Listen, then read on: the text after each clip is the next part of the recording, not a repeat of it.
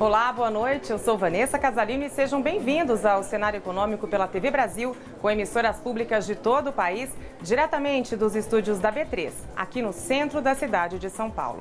As contas do governo têm o pior março em 22 anos e os gastos de brasileiros no exterior subiram no mês passado. A cotação do dólar rompeu hoje o patamar dos R$ 3,50 pela primeira vez desde 2016. A confiança do consumidor aumentou em abril, mas a taxa continua abaixo da média histórica. E as indefinições da reforma trabalhista, você vai saber como ficam aqueles 17 pontos que estavam na medida provisória que perdeu a validade.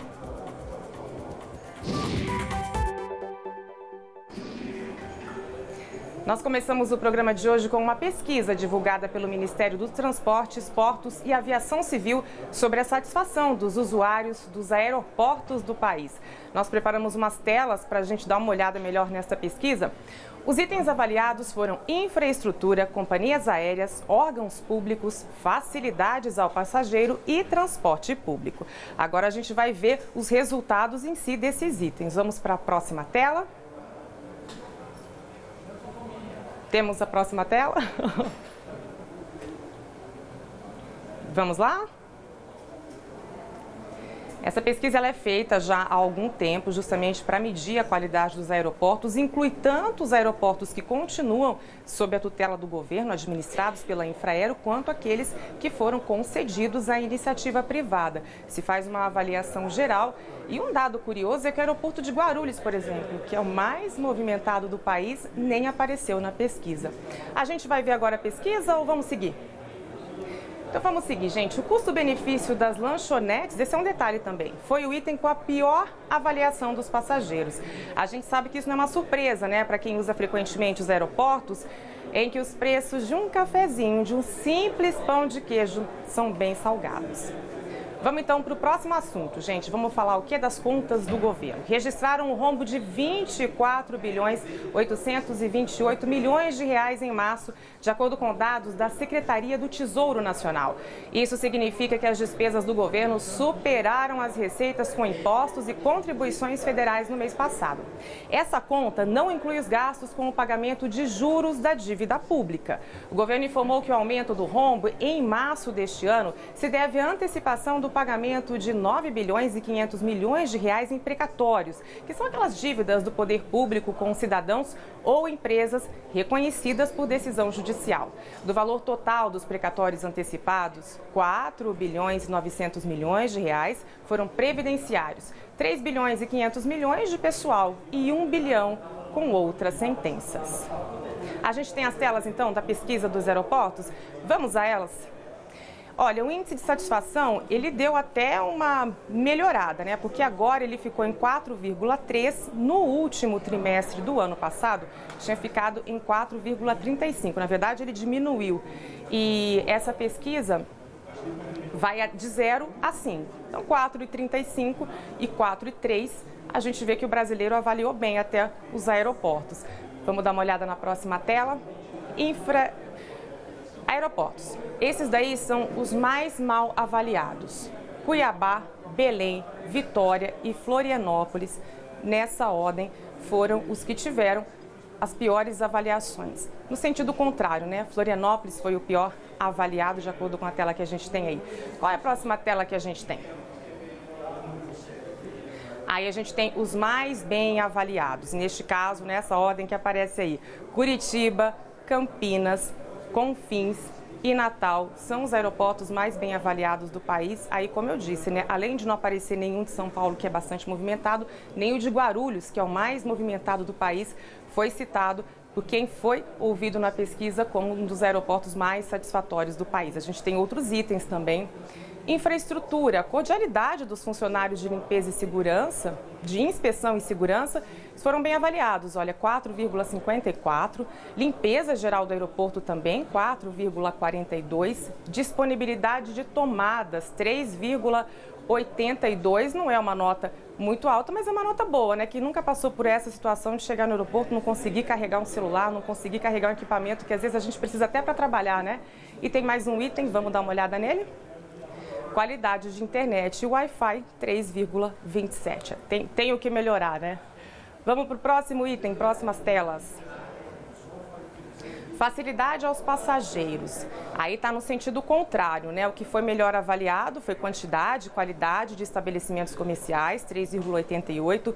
Custo-benefício do estacionamento, 3,06. Tomando por base São Paulo, pelo menos, essa nota até que está bem alta, né? Custo-benefício lanchonete e restaurante. Sim, o pior avaliado. Nota de 2,85 por aquilo que a gente já falou anteriormente, né? Tudo muito caro. Até um cafezinho para a gente ter o pique de viajar é caro também. Temos mais itens ou encerramos? Não. Companhias aéreas. Tempo de fila no guichê foi o que teve a pior avaliação, 4,36. Integridade da bagagem, 4,40. E cordialidade dos funcionários do check-in, 4,68. Até que é uma média alta também, considerando que essa pesquisa vai até os 5 pontos. Vamos falar agora dos gastos de brasileiros no exterior, que subiram 10% no primeiro trimestre deste ano, a maior alta para o período desde 2015. Segundo os analistas, o reaquecimento da economia é o principal fator que tem estimulado as viagens ao exterior, apesar do dólar mais caro. Quem tem os detalhes e conversa agora com a gente é Pedro Pontes, da redação da TV Brasil, lá em Brasília. Pedro, boa noite, bem-vindo. Obrigado, Vanessa. Boa noite para você e também para quem acompanha o cenário econômico.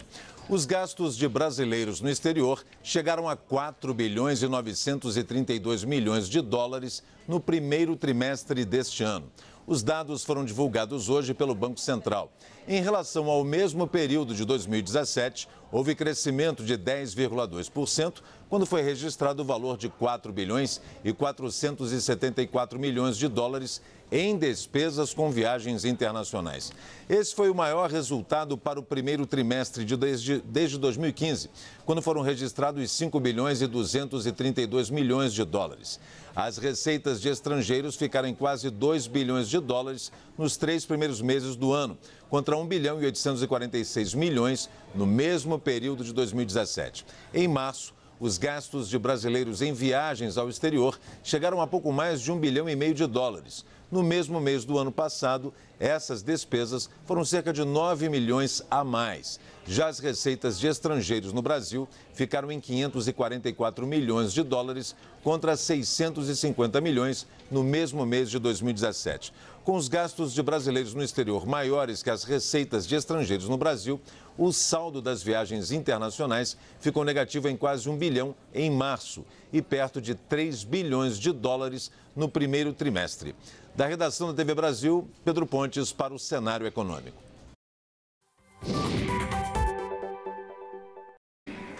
Obrigada, Pedro. A gente falou em dólar, né, que incentivou esse movimento. No próximo bloco, a gente traz a cotação do dólar, fala como é que ele fechou, porque hoje ele teve uma alta expressiva.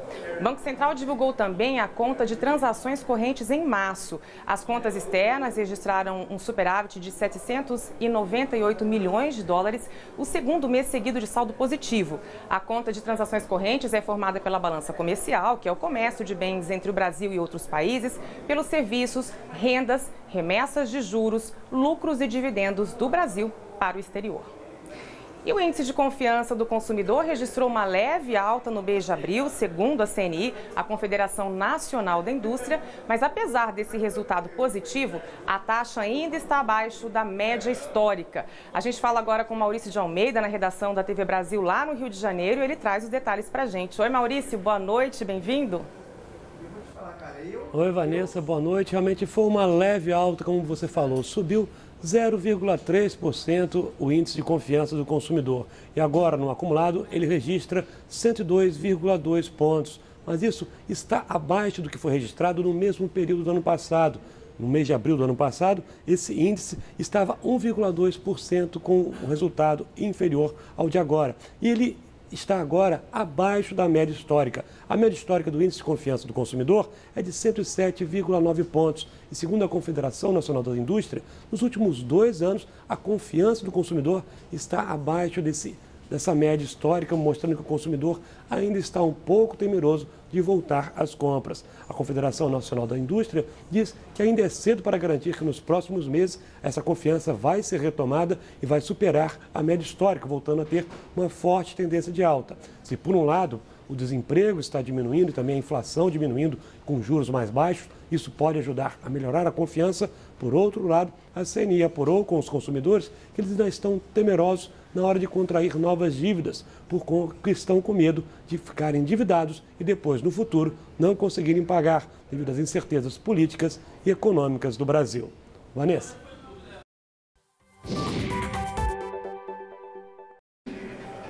Obrigada, Maurício. No próximo bloco, fechamento do mercado financeiro e como fica agora a reforma trabalhista. De volta com o cenário econômico, vamos já dar uma olhada no fechamento do mercado financeiro. Nós temos aí a tela da Bolsa, uma leve queda, 0,50% aos 85.044 pontos. Hoje o dólar alcançou o patamar de R$ 3,51, a primeira vez que isso acontece desde junho de 2016. É o quinto pregão seguido de alta, motivada por fatores que vêm lá dos Estados Unidos. De um lado, teve uma elevação nos rendimentos dos títulos do Tesouro Americano e há também temores de que o ritmo de aumento dos juros por lá acabe sendo mais forte que o esperado. Tudo isso leva recursos lá para os Estados Unidos que poderiam vir para cá. Daí o impacto. Vamos dar uma olhada então no fechamento do dólar hoje. Uma pequena alta no fim do dia, 0,48% a R$ 3,48. Esse patamar também de R$ 3,48 em relação ao fechamento é também o mais alto desde 2016. E a confiança do comércio e da construção registraram índices negativos em abril.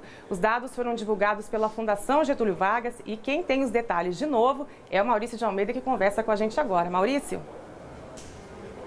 Oi, Vanessa, mais uma vez. A confiança do comércio registrou uma leve queda, foi menos 0,1 no mês de abril. Agora, no acumulado, ela registra 96,7 pontos. Segundo a Fundação Getúlio Vargas, isso acontece porque existe uma certa acomodação no mercado, tanto que o índice ficou praticamente estável, menos 0,1 ponto. Essa acomodação acontece devido àquelas incertezas em relação ao futuro da economia e também refletem o resultado que nós mostramos aqui no bloco anterior sobre a confiança do consumidor. Se a confiança do consumidor continua abaixo da média histórica, o comércio também não vai ficar muito confiante, porque se o consumidor não está confiante para comprar, o comércio, logicamente, não vai vender. Portanto, continua de uma forma estável, aguardando os desdobramentos da política econômica e o futuro político da economia e da política brasileira.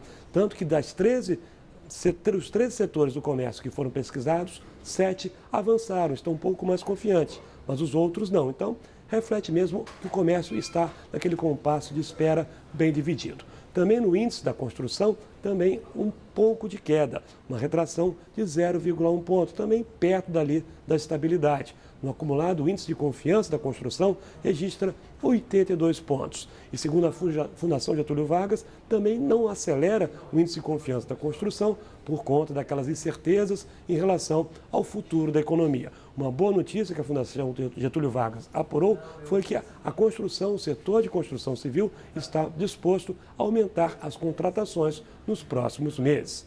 Vanessa?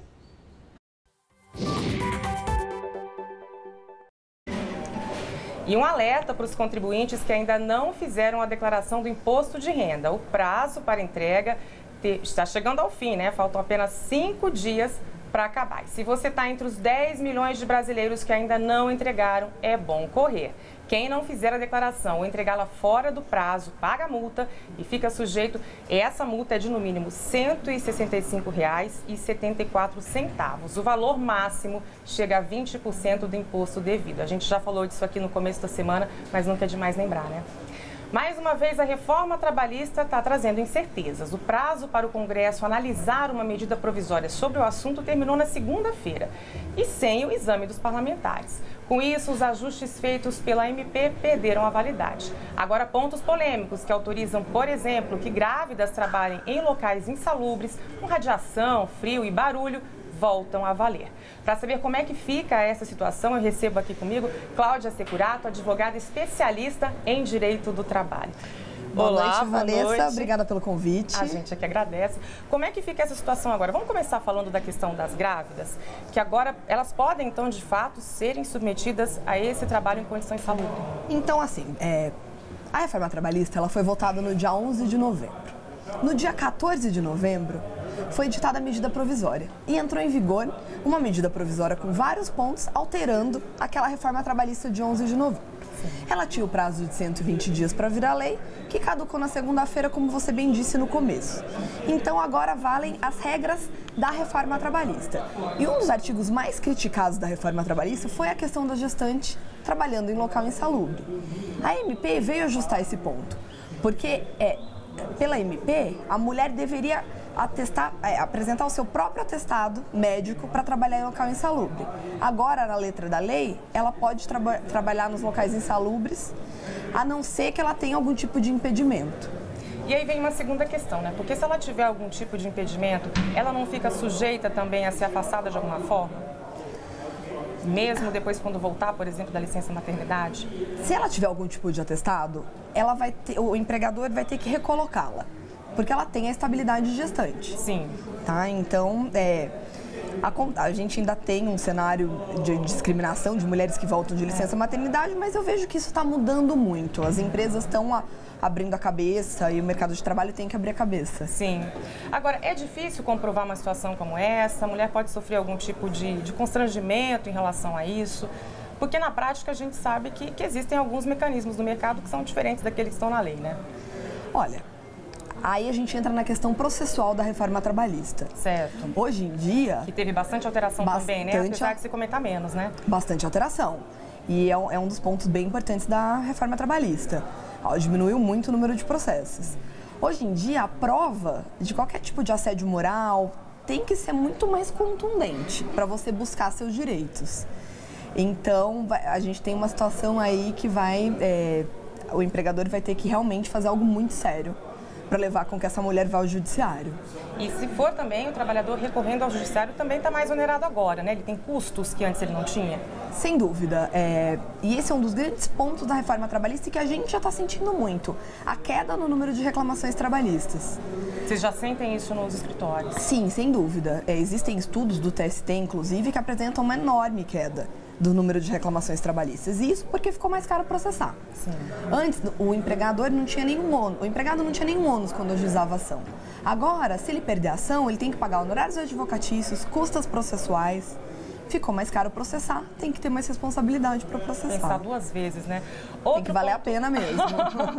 Outro ponto muito polêmico também é a questão do chamado trabalho intermitente, né? Que é totalmente novo para a gente. E agora, como é que ele fica sem a aprovação desse MP? É uma modalidade super interessante para flexibilização das contratações. É para regulamentar uma prática que já existe, que é o bico. Então, o trabalho intermitente é aquele trabalho por dia, por hora e por semana, que antes não era permitido na legislação. E com a reforma ele veio. É uma modalidade super interessante para vários setores da economia. Mas ele veio, como você disse, é uma modalidade nova. Sim. Então, ele veio com muita lacuna. A reforma veio ajustando várias dessas lacunas. Agora a gente vai ficar numa questão de incerteza. Vai ser uma questão de interpretação da reforma trabalhista e se tiver conflito, empregado intermitente com o empregador, essas questões vão ser resolvidas no judiciário. Quer dizer, então, falando de um modo geral agora, né? A gente tem outras mudanças, são 17 pontos, a gente vai entrar em mais alguns, mas como é que fica esse cenário, então, né? Já tratamos dos mais polêmicos, tudo isso vai ser definido agora no judiciário e supondo que o decreto não saia, né? Porque agora o governo tem a intenção de baixar um decreto com essas mudanças, né? Não fala mais em medida provisória. Então, supomos que não saia, né? Que seria a situação limite. Tudo isso vai ter que ser resolvido caso a caso no judiciário e aí tem interpretações discrepantes, né? Sem dúvida, sem dúvida. A reforma tem pontos polêmicos, tem pontos que vão ter que ser definidos pelo judiciário. E a lei sempre foi uma questão de interpretação. Sim. Então, é por isso que a gente tem muito processo. A gente vai diminuir o número de reclamações, mas ainda vão continuar tendo processos, porque lei é interpretação. Agora, essa situação atual gera muita insegurança jurídica, né? Muita incerteza até para os dois lados, né? Sem dúvida. Para o empregador e para o empregado, né? Por exemplo, a questão principal, a MP também alterava isso, né? Os contratos anteriores à reforma não eram atingidos por ela, né? Pelo menos era uma interpretação dominante. Agora, já estão atingidos. Tem dupla interpretação.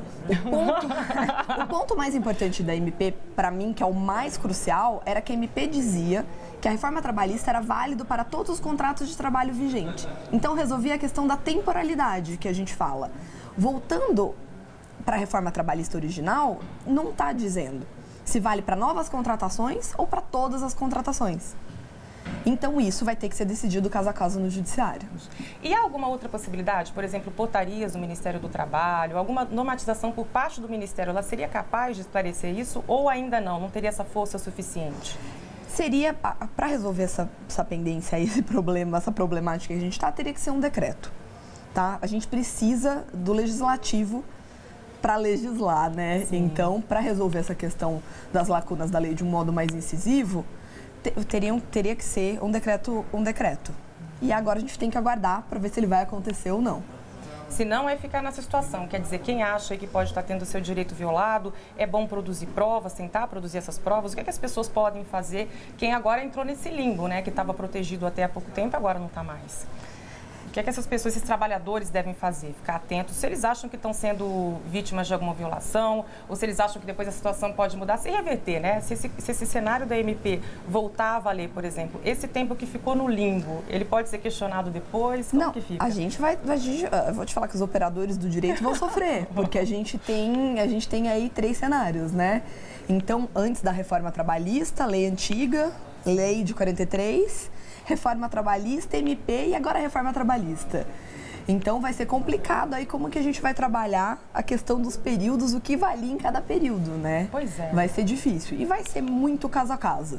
Vai ser muito na questão de caso a caso. E mesmo para a empresa, se a gente pensar pelo lado da empresa, tem muita empresa que está com medo de aplicar a reforma trabalhista. Exatamente porque tem pontos nebulosos. Né?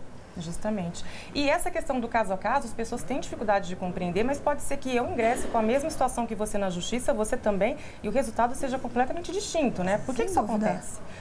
Isso acontece porque é interpretação. Cada juiz tem uma interpretação. Apesar da lei, né? As pessoas têm dificuldade de entender isso, né? Apesar da lei. É difícil de entender mesmo, né? E é muito caso concreto, né? A gente pode trabalhar na mesma empresa, ter as mesmas condições, ter o mesmo cargo e ter acontecido situações diferentes com a gente. Então, são nuances que, de repente, fazem com que um processo seja diferente para um e seja diferente para o outro. Quando a gente fala de matéria de fato. Agora, as questões efetivas que têm um cunho constitucional, como a questão da contribuição sindical obrigatória. Sim. É uma questão que está super polêmica também nesse momento. Porque teria que ser uma mudança constitucional e não foi, né? Existe essa é a linha do sindicato. A linha das empresas é que imposto sindical não é tributo. Então, a gente tem aí duplo posicionamento e essa é uma questão de cerne constitucional. Essa questão vai ser resolvida no STF. Só ele vai ter capacidade de resolver essa pendência. A palavra final é do Supremo. E até lá a contribuição fica suspensa. Não precisa ser feita. Ou X também. Não. Porque muitas empresas já estão aplicando, né? O recolhimento não está sendo feito, por exemplo. É uma prerrogativa do empregado. Então, o empregado autoriza ou não a contribuição sindical. Isso é o que fala a letra da lei. Sim. Só que existem inúmeras ações de sindicatos e sindicatos que estão conseguindo liminares na justiça para que tenham a contribuição sindical. Então, a gente está numa superpendência judicial aí para resolver essa questão. Tem decisões discrepantes. Sim. Tem muitos juízes e muitos desembargadores favoráveis às empresas e muitos também favoráveis ao sindicato. Nesse momento, hoje, o posicionamento majoritário do TST é a favor das empresas e dos empregados, né? E o do STF, o STF não se manifestou sobre o assunto ainda. E aí, como é que fica essa situação, assim, em meio a tanta definição, vai ter que haver vários julgamentos, né, formação de jurisprudência, falando uma linguagem mais técnica. Em que prazo a gente pode imaginar que essas questões vão estar, assim, minimamente pacificadas, ou não dá para ter essa previsão? A questão da contribuição sindical, minha previsão é que seja logo, porque já tem várias ações diretas de inconstitucionalidade no Supremo. Sim. Então, o Supremo tem um prazo aí razoável para julgar. As questões de dia a dia, que a gente fala que são as questões materiais... Que afetam o trabalhador diretamente. Afetam o trabalhador, né? Efetivamente, que impacta na tua vida, na minha, na de todo mundo aqui, vai ter que acontecer e o caso chegar concreto para o judiciário decidir. Então, eu vou ter que ter um trabalhador intermitente, acontecer alguma coisa que o trabalhador não se conforme, ele ajuizar uma ação e passar por todas as instâncias até ter uma decisão definitiva. O que demora muito, né? Vai demorar. Podemos falar o quê? Em 3 anos, 4 anos? Qual é o tempo normal de um processo na Justiça Trabalhista hoje? Aproximadamente 5 anos. Então, a gente tem um tempinho aí para firmar as jurisprudências. Então, vamos aguardar, né? Diante de tanta indefinição. Mas a gente não pode ficar desanimado, porque a reforma foi muito positiva para o país. Certo. Tá? flexibilizar as relações do trabalho estavam na agenda, são muito importantes para o desenvolvimento do Brasil, para a retomada de economia. A questão do Brasil ser um dos países mais litigantes do mundo não era bem visto pelos investidores estrangeiros, pelas multinacionais. Então, eu acho que estava na hora mesmo do Brasil rever a postura em relação aos conflitos empregado e empregador. E todo um custo aí, né? Às vezes até uma dificuldade de contratação por conta disso, né? Sem dúvida. Muito obrigada por sua presença aqui, pelos esclarecimentos. Imagina, obrigada a vocês pelo convite. Obrigada. O Cenário Econômico fica por aqui. Amanhã a gente se vê de novo aqui às 7 horas da noite. Até lá.